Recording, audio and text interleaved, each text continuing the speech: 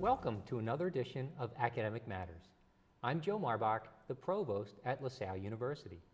In this first segment, I'm joined by Peggy McCOEY, who is an Assistant Professor of Computer Science in our Mathematics and Computer Science Department here at LaSalle.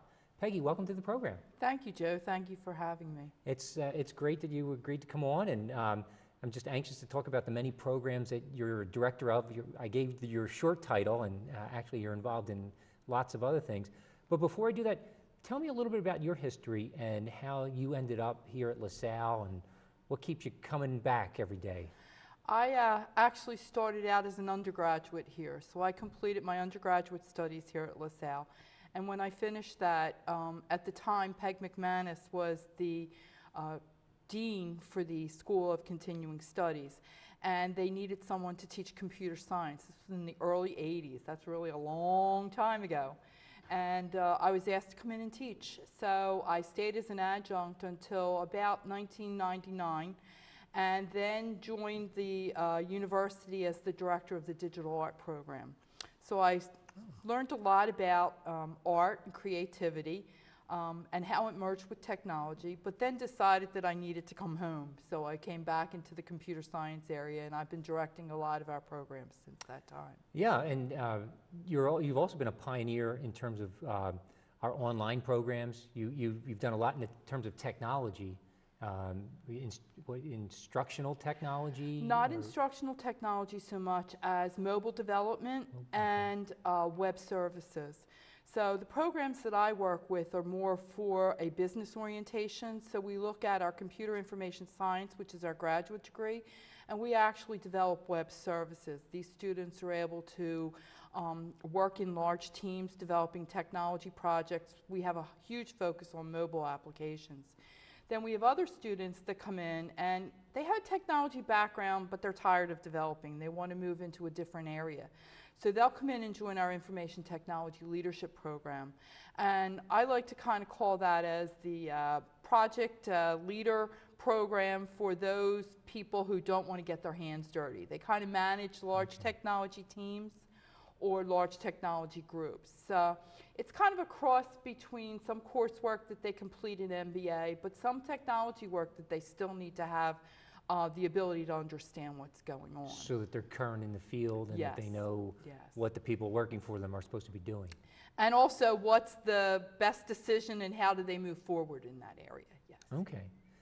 You've also got involved in a couple other programs that are more online in nature?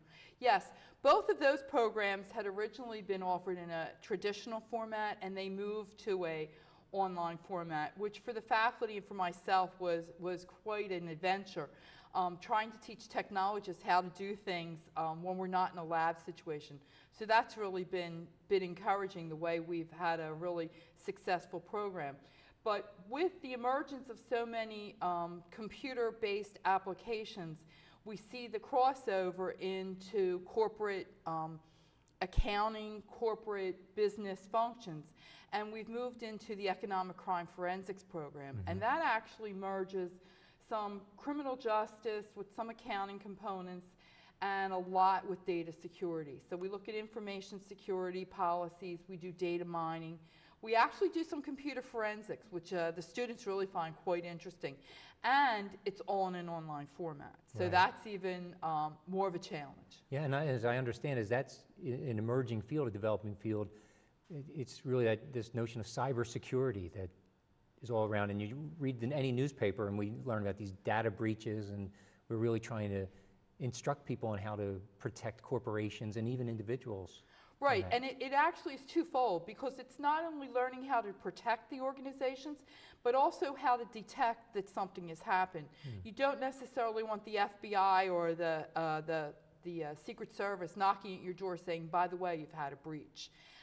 It's kind of interesting because by looking at some of the back-end logs and some of the other components that happen in a day-to-day atmosphere, you're able to detect things that just don't feel right. And it might sound intuitional, but then you get the data to back it up. And using that, you can try to put in other ways to better secure your systems and your premises. And I guess that is just an ongoing battle, because these computer hackers are constantly testing for weaknesses and probing and finding ways of getting through the system. That's very true. I mean, one of the lessons that we talk about in our course is SQL interjection, and that has to do with when you're entering a form data, and instead of entering maybe your name, you enter a sequence of instructions that actually allows the program to get to the back end of the machine and get to the list of usernames and passwords. There's actually some demos of that on YouTube, and I've encouraged the students not to do it, but to test it to see if they are secure. And it's amazing some of the things that they found out. Wow, that they didn't even know was in their own system. Right. Now, Peggy, one of the things that's always impressed me with the technology programs you run is that you have an external board that you work with and have and try to take advice from the board and put it into the curriculum. And it seems like a very well-working relationship so that we have an up-to-date curriculum. How did you create this board? And it's not all alumni that are in. No, as a matter of fact, it's not. They all are members of a technology organization within the Philadelphia tri-state area. But the leaders of the program do come from many different areas and many different universities. We actually have some folks that are from Temple and from St. Joe's. And it's nice to see how things mix together. They were formed prior to me taking on this position, but they've become much more active in evaluating our curriculum. So what they will do is come together and discuss what the new changes are in technology, and then we'll ask them to critique what we're putting forward or make suggestions. Based on what they suggest, we'll look to see where that interface is not only with our graduate curriculum, but also with our undergraduate.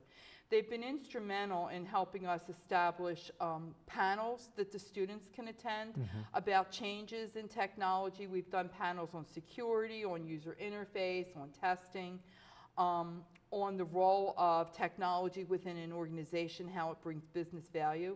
And right now, their concentration is working with the current student body to help improve their soft skills so that they are prepared for the job search and for their changes as they move away from university life. Okay, so that not only do they have the technical skills, but those interpersonal skills to, Yes. to actually land the job. Yes. Peggy, I know, well, let's follow up on that. What are some of the placements that we find our students? Where are they going? What corporations are they working for? We do have placements at Vanguard. We have supplied quite a few students to Vanguard. We have students at iPipeline. Lately, we've been getting a lot of students in very small organizations. Monetate, which works on web mining, their big time of the year is Black Friday and Cyber Monday. Okay. So that becomes very interesting. And the students are really all over the place. What's really interesting about the interaction with the board is the students will meet some of these folks in workshops.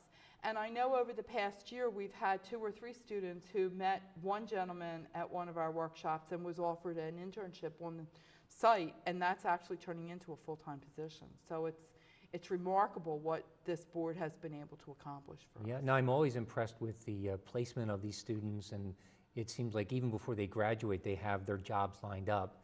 And in recent years, I know our undergraduates have been very a bright group of students and very active in internships and getting out there to get those positions. Let me just shift gears a little bit and talk about what's the future holding. We were talking about data breaches, and everybody seems to be talking about big data and analytics, and I know you're involved with a group on campus that are exploring an analytics program. What does analytics mean? Analytics has to deal with finding what the data is trying to tell you. A lot of times you'll ask a question and then you'll go searching for the supportive evidence within the data. Analytics comes at it from a different view. Analytics will say, what is the data trying to tell me? And from what the data is trying to tell me, look at what the story is that's being told. Some of the members who are working on that have some very interesting stories. I just heard of one where they were talking about a marketing campaign for toilet paper, and how when they looked at what the data was telling them, depending on the geographical region they were at, the message was different. Was it stronger? That was in New York. Was it more tough? That was in Texas. Or was it eco-friendly? And that was in California. And it was amazing that that same message was being carried by very different vendors throughout the region. But this isn't something that just appeared out of the data. It was something that when they looked at what was going on, they were able to find it and then work with that. Which then helps a marketing company tailor a specific message to a specific community. That is correct. Yeah, and the other thing you mentioned too was the one group, the data mining on Black Friday and Yes. Cyber Monday, looking at what we purchase and why we purchase it, and making those kinds of links. And actually, what they'll do, the one company that I mentioned will do tests prior to that, because that's when they collect most of their data. So they collect most of their data and then use that as feeds back to their clients to help them decide what the best time is for them to market their particular products or to put out new adventures in their area. So yes, it becomes very critical. So part of it's the timing as well, not only what I'm likely to buy, but when I'm likely to buy it or need it. Yes. It's fascinating, and I guess this ties into all other aspects too, with homes and when our alarm clocks go off, and toasters and microwaves and coffee machines. Well, and that's what's so interesting about analytics. It's not just a marketing tool. It kind of breaches all different industries. We look at marketing as the main user of it, but if you look at energy use, we look at gas consumption, we look at how it is produced, where it's produced, where the most consumption is, how do we price it, what's the best way to stagger it. Amazon has used analytics extensively in setting up their warehouses. That's why it always tells me what I need. That's correct. Peggy, we're just about out of time. If people want more information about the program and they go to the website, where should they go? www.lasalle.edu/IT leader. And that will bring them directly to our website, and my contact information's there, and I'd be happy to point them in the right direction. Great, thank you. Thank you very much. My guest in this segment has been Dr. Peggy McCOEY, who is the director of our Information Technology Leadership Program and an assistant professor of computer science in the Mathematics and Computer Science program. Stay tuned. When we come back, I'll be joined by Dr. George Stowe, a professor in our history department.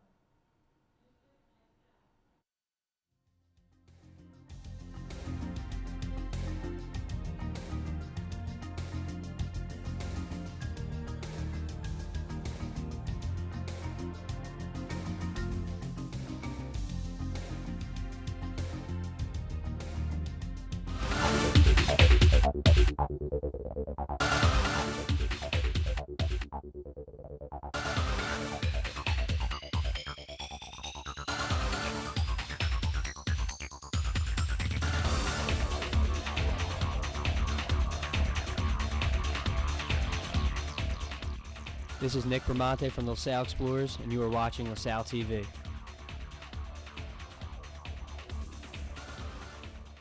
LaSalle TV is the place to be. Want to be cool like us, this is the place to be. Watching shows, gaining knowledge, this show is the best thing a part of this college.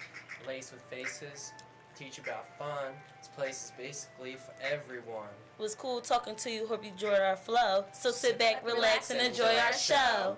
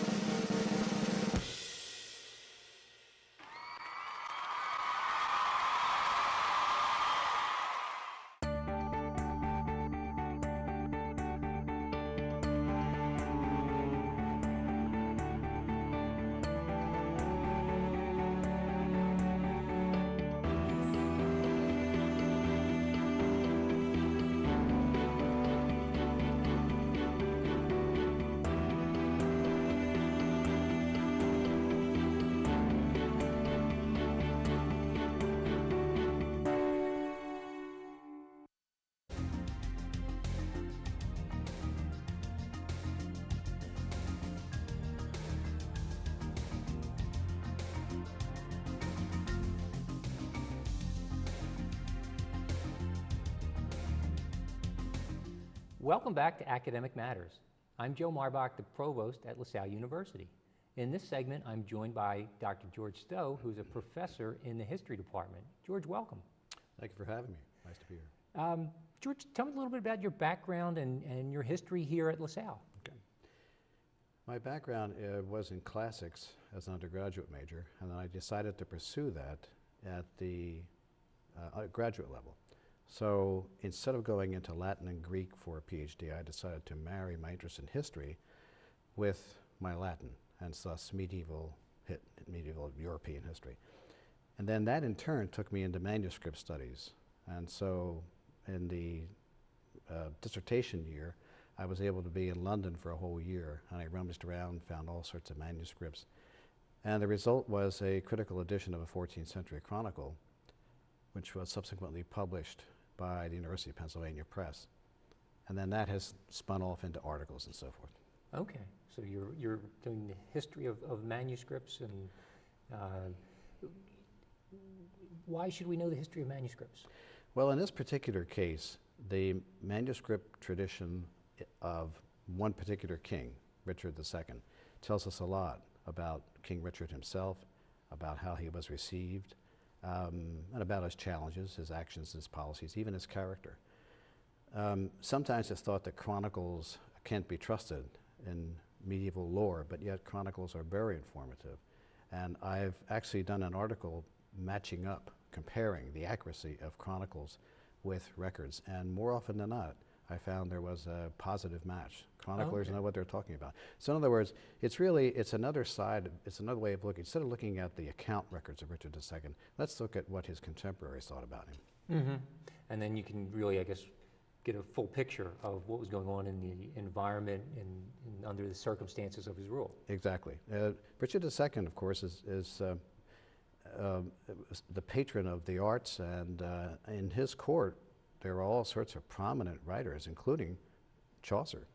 And so it's not just the arcane nature of texts, which I love to do, and dissecting, dating, and sequencing of manuscripts is something like a puzzle or mystery to me, but there's a larger purpose to it. There's more to it than just that.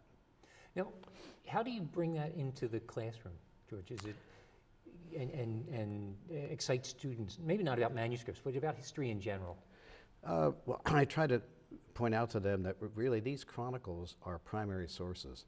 And so I, like a lot of my colleagues, want to stress the difference between secondary and primary sources. And what better way to do it than with sources and texts that I know? I think another way that my research and publications has really helped in the classroom is that I've been schooled or disciplined or taught that what counts is the setting up of a problem. So every time I assign, say, a research paper, I tell the students there are two things I want to have in the introduction. You've got to state the problem under consideration, and then B, how you intend to resolve that problem. In other words, the purpose of the paper. So unless you do that, unless you have a blueprint, as I say to them, going into the paper and the project, you're just going to founder all over the place. So it's that sort of discipline and training that I try to convey to students in the classroom. Okay, so it really works on what we often call the critical thinking skill and the communication skill. So can you construct a logical argument that reaches a particular conclusion? Right, and I also point out that in history, what matters is a sequence of important facts that string together and have a convincing conclusion. You just can't go in and, as the Brits would say, waffle, throw things around, throw ideas around. No, they have to be very strictly, very closely coordinated, one with the other. A leads to B, C leads to D, et cetera, et cetera, et cetera. But I'm pleased to say that many students catch on to that, and they'll tell me, they'll often come back to me and say, you know what you taught me in some of those courses gave me a sense of discipline and order as I went through other courses, even outside history. Oh, great. Well, in addition to working with our undergraduate students, you're also the director of our graduate program, which is still relatively new, young program, although it's been growing and is quite successful, a little bit more than we thought it might be. So tell me a little bit about that program and the tracks in it. Well, I'm happy to say we're in our 10th year. So we're going to have a gala and try to get some publicity in the alumni magazine, et cetera, et cetera. Yes, we're very happy about the program. It began in 2004. There was a cadre of us in the department that decided it's time to try this out. So we spent an enormous amount of time structuring this. And the result has been, it's even, as you say, it's even beyond our expectations. I can tell you that in 2004, we began with 4 or 6 students. That was it. Now, fortunately, the administration, as we would say, cut us some slack and say, okay, well, we have to let this thing grow. And has it ever grown? I'm happy to say that, for example, there is a very prestigious fellowship, the James Madison Fellowship Program. And those students who win these fellowships can go anywhere in the country, free of charge. They have 3 of them have chosen LaSalle and LaSalle's grad history program. So, yeah, it really speaks to the quality of the program, and yes. and as I understand it, and correct me if this is wrong, but we actually have more graduate students in the program than history majors.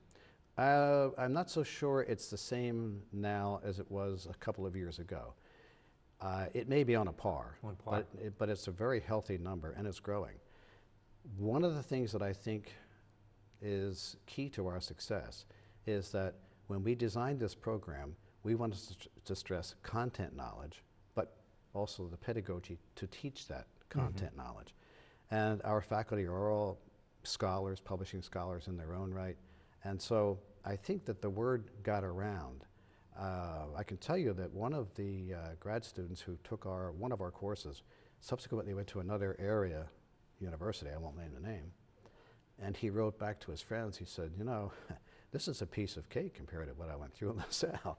So it's very challenging. I'm also happy to say that we have attracted many students who are really not in the profession at all. No, and that's why I wanted to get some information about the tracks, because when you talk about the pedagogy, that lends itself to high school teachers who are going on for a master's or additional education. But we have a very popular public history track, and these are the audience we didn't expect. Exactly. We decided that it's time to work up a new track, and that was to be public history. So we did some research around the country, designed the program, and lo and behold, we have attracted a lot of students who are really, we've placed a lot of them out in, say, historic sites or museums, et cetera, et cetera. The program is still very attractive. We've just hired, as you probably know, a new director of the public history program in the concentration in history, rather. And he has all sorts of contacts, and the idea is that he's already getting a lot of feedback and a lot of positive reaction to what we're designing to do here. In fact, we're coming up with a certificate proposal, certificate option, a 4-course certificate option, and we're hoping that that's going to attract a lot of older folks, say, who don't want to go through a 10-course sequence to get a master's, but yet would like to have some sort of certificate. Sure, and what better location than Philadelphia to do public history? And you know, we're 6 miles from Center City and the Liberty Bell and Independence Square. So, and I know the director that you're talking about, as one of those administrators who cut some slack, recognizing the growth of this program, bringing on a new director was essentially a no-brainer because of the interest in what's going on. Yes, and we have placed many. Here's the other end of it. We're hoping to get more and more incoming students, but at the other end, the internship opportunities are just enormous in the Philadelphia area. So that's one of the attractive features of the program as well. Is that a requirement in the program, or Yes. is it an option? No, it's a requirement. It's the final course. Okay, and so it's a semester-long internship? Yes, it is. And where have we placed students? Well, we have them at different museums, the Seaport Museum. We have one actually who is at Valley Forge National Park.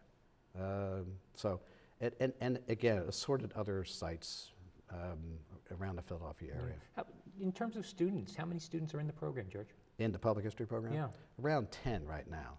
Okay. And we graduated a healthy number back this past May, so that's why we're right now back more or less where we were at the beginning.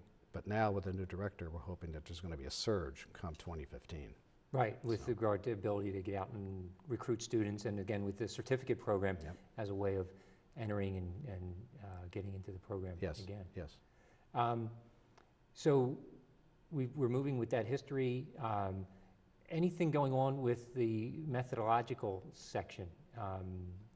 Or is that just really based on where secondary education is these days? The only changes we've made have been in terms of adding new courses, taking old courses that are no longer really of interest. I'll give you an example. We had required in all 3 tracks a museum studies course, but what good is that going to do teachers? So we decided to remove that, and now we've added a new course, archival management, to keep pace with that. As a matter of fact, one of the exciting courses that we're hoping to get approved with a certificate is in nonprofit management, cross-listed with the Nonprofit Management Center here. So, And we have it as one of our newest degrees, nonprofit leadership. And Yes, looking yes, for a track in yes. history and museum studies. So we've got a lot of interdisciplinarity going on at the university. yes.